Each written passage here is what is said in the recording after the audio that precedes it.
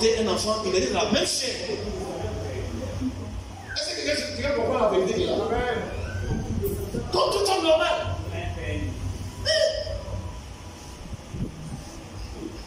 Ça peut aller?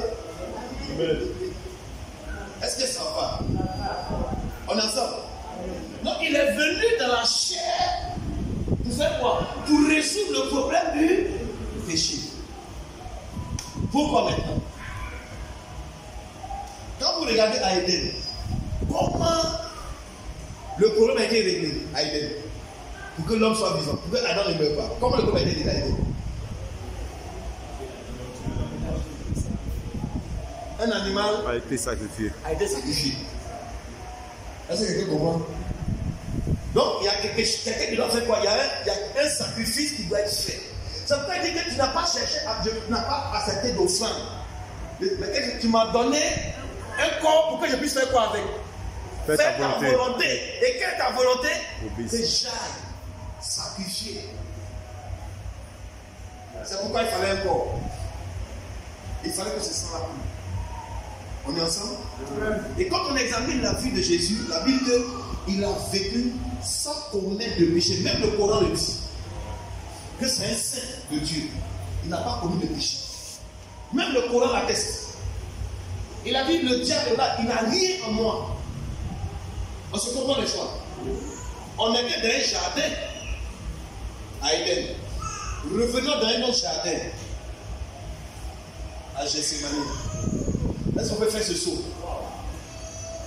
On peut sauter ensemble? Amen. Vous pouvez sauter à moi? Amen. De Éden? Non, c'est pas physiquement. Hein. Tu es sauté. Ah, Gethsémani. Tu es sauté. Non, c'est un saut dans la compréhension. Il a fait un geste prophétique. Il est prêt à aller depuis l'ancêtre, depuis Genèse jusqu'à Gethsémani. Ça peut aller? Amen. Amen. Quand Dieu parlait à Adam et puis sa femme qui avait péché, ils étaient où? Il y avait le serpent. Mais l'homme, quand il a revêtu la peau là, il est devenu comment? Comme un animal, n'est-ce pas? Mais lui-même, il s'était identifié à qui? À un arbre. Ouais, d'accord, non? L'arbre là, c'est fait de quoi? C'est quoi? Quand il l'arbre, c'est en quoi? L'arbre, c'est du quoi? Végétal. L'arbre. C'est du bois. C'est du bois. À Gethsémani, on voit notre Seigneur en train de prier, n'est-ce pas? Qu'est-ce qu'il disait dans sa prière? Père! Vous connaissez la prière de Jésus à Gethsémani? Ouais. Elle dit, Père, s'il est possible, quoi? Éloigne. Que cette coupe fasse quoi? Éloigne. C'est loin de moi. La coupe en quelque chose, c'est quoi? Ce qu'il devait venir faire. Et dans cette coupe-là, il y a le vin. Et ce vin, c'est un symbole de quoi? La colère du sang de Dieu. Et s'il est possible que cette coupe-là fasse quoi? C'est loin de moi. Je vais dire quelque chose à quelqu'un. C'est Jésus qui est là. Notre Seigneur, notre exemple. Il est à Gethsémani. Il a dit, avant d'entrer dans le monde, qu'est-ce qu'il a dit? Je viens pour faire quoi? Ta volonté. Donne-moi un corps. Je veux un corps. Pour aller sur la terre pour faire quoi? Pour faire ta volonté. Pour résoudre le problème du péché. Maintenant, il est dans ce corps. Maintenant, l'heure est arrivée.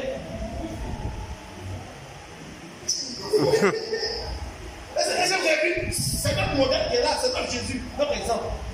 Mais à l'heure de l'obéissance, à l'heure de faire la volonté de Dieu, c'est la chose la plus difficile qui soit. S'il est possible, quoi, que c'est poussé. C'est pourquoi, souvent, dans notre monde, il y a des moments d'obéissance qui sont des moments cruciaux, des moments difficiles, où tu dois faire un choix, où tu sens que tu n'as même plus la force, tu ne peux même plus résister. Tu viens à la chair, tu es au garde à vous. C'est pas ta femme. Tu fais tout, mais tu ne peux pas.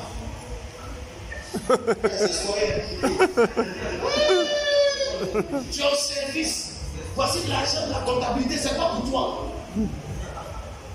Tu n'as pas payé ton loyer depuis que tu dis que je peux prendre, payer et puis après. Mais c'est pas ton argent. Mais tu peux quand même, tu résous le problème. Et puis après, tu fais gymnastique. Quelqu'un après, donc quand t'attrapes, on veut te mettre en prison maintenant, voilà la maca. Tu dis, Seigneur, viens mon secours, quel secours?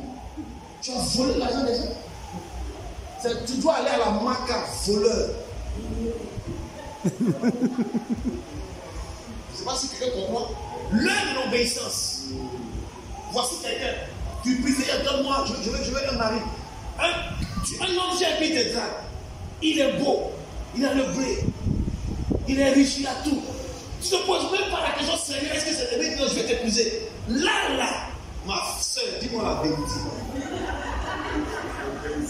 Il répond à tous tes critères de beauté. C'est un vrai bagnon. Quand il marche, mon sang, ça yop. Quand il descend en sang, tu es là, tu pries, Éternel. Éternel, dis-moi quelque chose. Et puis le Seigneur te dit, ma fille, ce temps que tu vois, c'est pas lui. Et tu dis, mighty way the Lord is shining like a mercy.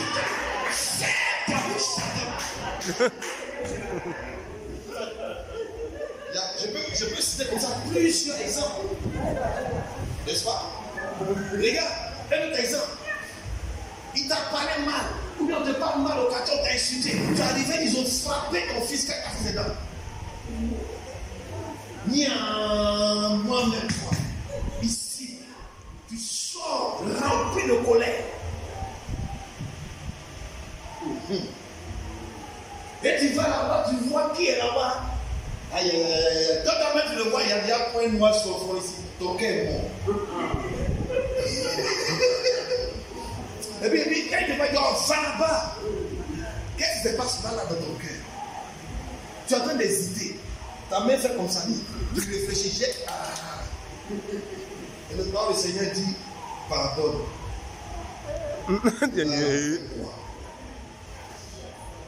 Tu marches dans la rue. Tu as été violé il y a 3 ans. Tu as subi un traumatisme énorme. Jusqu'à même après ce viol qui a atteint du sida. Et subitement comme ça, voici tu reconnais nez à nez ton agresseur. Ton cœur bat, il te regarde et puis il sourit. Là, ma soeur, tu sais. Je vais dire par là. Regarde, même tu arrives au ciel. Tu es sauvé. Tu es heureux. Arrive au ciel. À un carrefour du royaume des cieux. Voici le chef rebelle qui a tué tout ton village. Tu fais quoi? Là. Oh, quelques heures avant de mourir sur la terre, il avait déjà entendu l'évangile, il avait dit qu'au dernier jour, il a eu la force de déployer ses gris-gris et de dire, là, Allah, je te laisse. Là, Jésus, là, je veux Jésus. Et puis, dans sa vie à Jésus, il meurt là, il est au ciel avec toi. Est-ce que tu as parlé? Embrasser.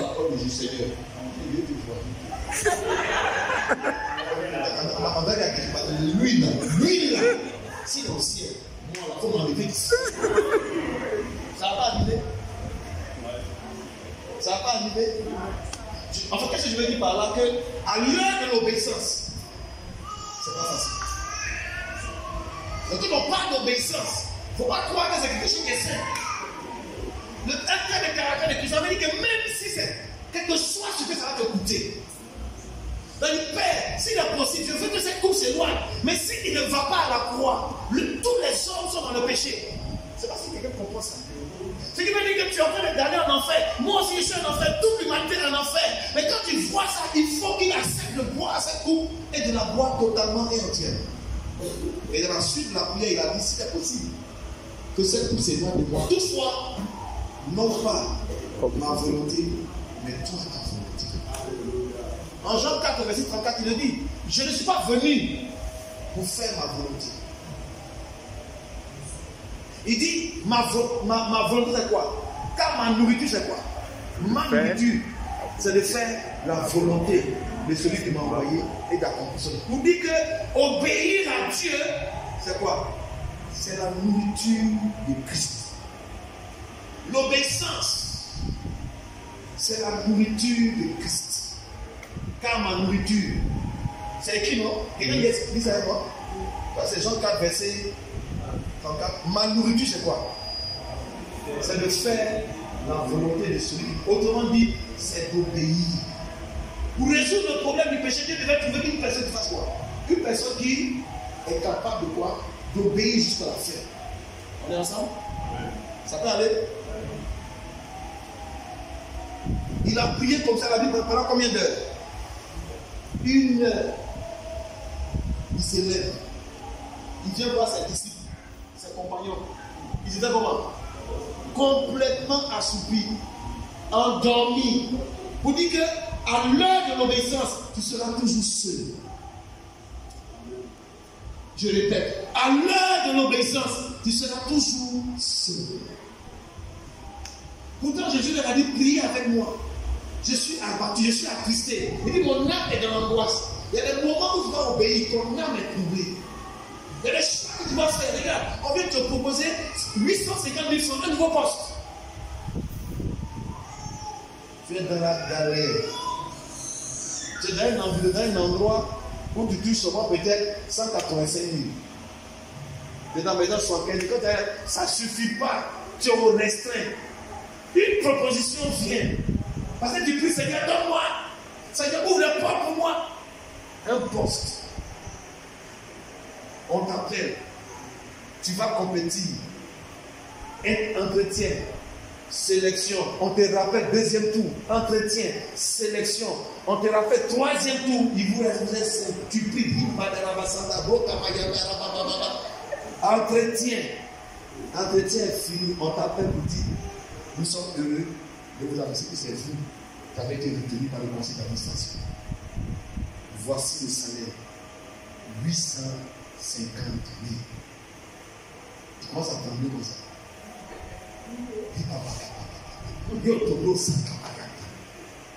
Le soir, tu vas remercier le Seigneur et puis il te dit, mon fils, cette proposition, je t'ai donné. Tu fais quoi? Arrière! Esprit de pauvreté, lâche!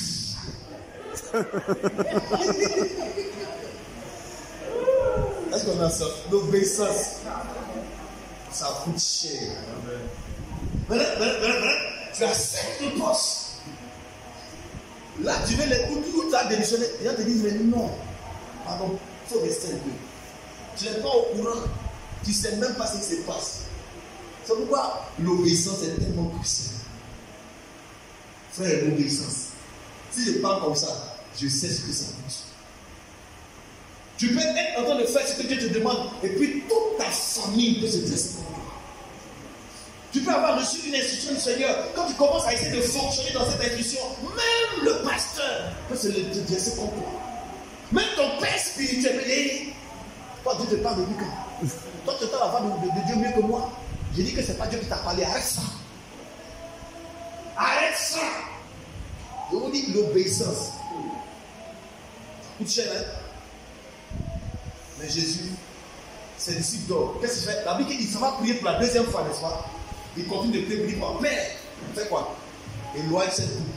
Mais toutefois, que ta volonté soit faite. Il prie encore comme ça. La même parole pendant 1 heure. La Bible dit tellement c'est intense. Sa sueur. C'est lui comment? Comme du sang. Vous savez ce qui s'est passé? Les scientifiques disent qu'il y a pu avoir dans son cerveau là-bas une veine qui a pété sous la pression. Et donc son sang s'est mélangé donc, à sa sueur. Deuxième fois, il revient. Ça veut dire combien d'heures de prière déjà? 2 heures. Et tout s'est fait comment? Peut-être dormiez-vous là. Veillez et priez afin que vous ne tombiez pas dans la tentation. Quand vous êtes tenté, tu n'as pas encore péché. Mais c'est quand tu sais que le péché est là et que la mort prend place. Donc, contre la tentation, il n'est pas tombé. Il faut prier. Et vous dormez. Il s'en va encore prier pour la troisième fois, n'est-ce pas? Il fait qu'elle prière. La même prière. Toujours le prix à payer pour l'obéissance dans la prière. Qu'est-ce qui s'est passé? Qu'est-ce qui s'est passé? Est-ce que quelqu'un sait que le royaume des cieux était en ébranle, était en branle, en ébullition. Pourquoi? Parce que celui-là, même le dernier Adam, est en train de faire quoi? S'il avait. Il y a des choses dans la vie qui sont bizarres. Vous savez que devant la tombe de Lazare, quelle prière Jésus a prié? Merci. Quelle prière Jésus a prié? Il a dit, Père, je sais que quoi? Tu m'exauces toujours. Oh, quelle prière il est en train de faire? Il est en train de dire quoi? Que cette coupe s'éloigne de moi. Et si tu l'exauces? Je ne sais pas si vous n'avez pas suivi cette affaire. Il dit Dieu m'exauce toujours. Il est en train de prier, Père, que cette coupe s'éloigne de moi. Mais Dieu va l'exaucer. Dieu va l'exaucer. Au ciel là-bas, Dieu te dit, mais c'est moi, mais qu'est-ce que tu fais? Il dit, ouais, Gabriel, dépêche-toi. La Bible dit, un ange, vous n'avez pas suivi ça? Un ange est descendu à Gethsémanée pour venir le fortifier. Alléluia. Oui, Jésus. Mais ton père va t'exaucer. Arrête à cause d'angoisse. Arrête, regarde ça. Arrête. Regarde l'appétit. Regarde Youssouf. Regarde Soumé.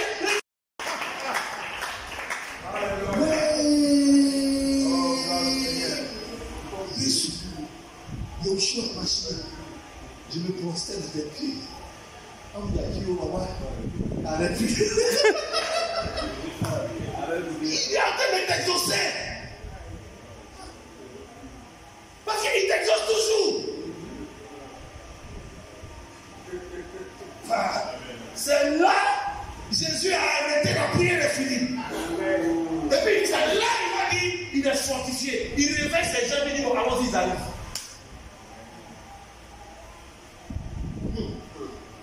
Basta. L'obéissance. Si Dieu ne vient pas dans ce coup, c'est difficile.